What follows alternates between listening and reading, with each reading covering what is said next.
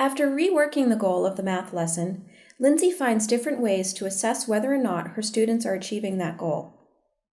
When I talk about the lesson going better and being more effective, what I mean is that the students were able to achieve the goal that I had set out in front of them, which was to be able to name fractions greater than 1.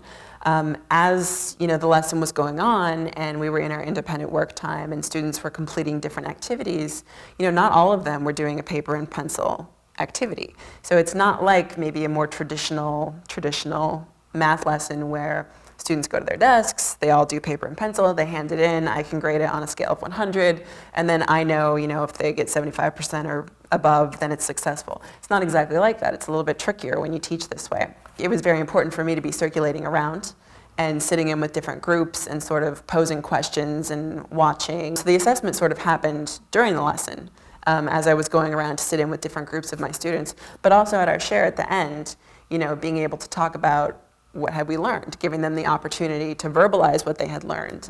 For those that weren't comfortable with that, I sort of knew who those students were in my class, so I was able to sort of sit with them and sort of look on quietly or, ask a question privately for those that wouldn't speak up, in front of 29 of their peers, at the end of a lesson.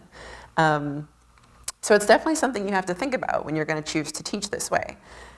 It's more active on your part. It's all about just knowing your kids, continuing to learn more about your kids as the years go on, and encouraging them to think about their own process and let you know what they need. It has to be a two-way street, and when that happens, I think it's the potential for learning just amplifies in any classroom.